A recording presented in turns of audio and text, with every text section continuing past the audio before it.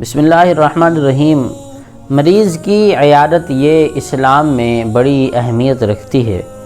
رسول اللہ صلی اللہ علیہ وسلم اپنے صحابہ کی تیمارداری کے لیے بنفس نفیس خود تشریف لے جایا کرتے تھے، اور بعض اوقات تو آپ صلی اللہ علیہ وسلم غیر مسلموں کے کافروں کی عیادت کے لیے بھی جاتے تھے۔ آپ صلی اللہ علیہ وسلم کے مجلس میں ایک چھوٹا بچہ آتا تھا، یہودی تھا، تو آپ صلی اللہ علیہ وسلم کو اطلاع ملی کہ وہ بیمار ہو گیا ہے۔ آقا کریم صلی اللہ علیہ وسلم خود تشریف لے گئے اس کی عیادت کے لیے۔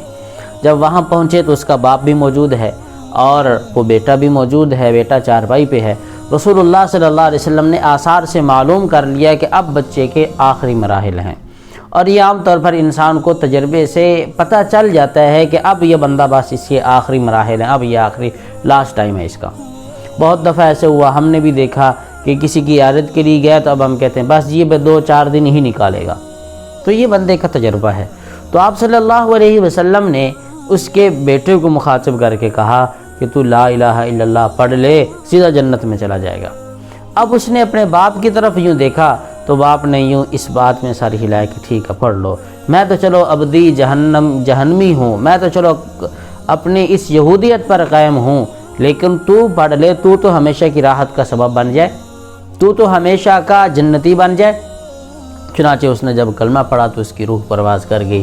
اس سے معلوم ہوا کہ آقا کریم صلی اللہ علیہ وسلم ان کی عیادت کے لیے بھی جایا کرتے تھے۔ تو آج ہمارے ہاں ہمارے معاشرے میں بہت ساری برائیاں ہیں اس عیادت کے حوالے سے۔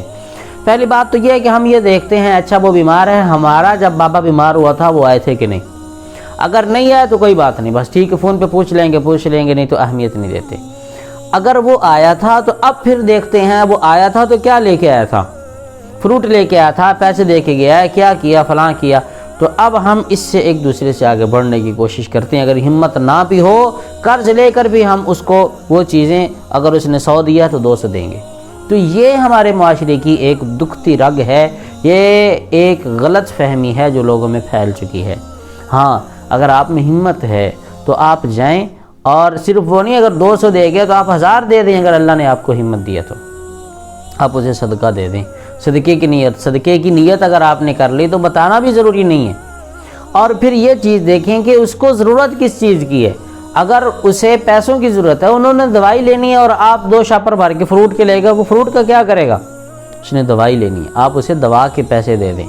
اور پھر اہم مسئلہ یہ ہے کہ مریض کے پاس زیادہ دیر نہ بیٹھیں۔ ہمارے ہاں کیا ہوتا ہے، جا کے بیٹھے، ہاں جی کیا ہوا ہے؟ اب وہ مریض کے پاس جو بیچارے ایک آدھا وارث بیٹھا ہے وہ بتا کے تھک جاتا ہے۔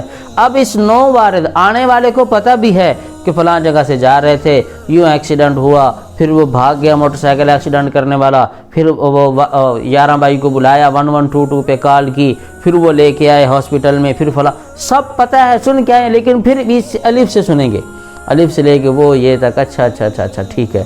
اب پھر کیا ہوا؟ اب اتنی دیر مریض بیچارے کو پریشانی، اس کو آواز اچھی نہیں لگ رہی۔ تو ایک اللہ والے کا بڑا پیارا واقعہ ہے کہ بہت بڑے محدث تھے۔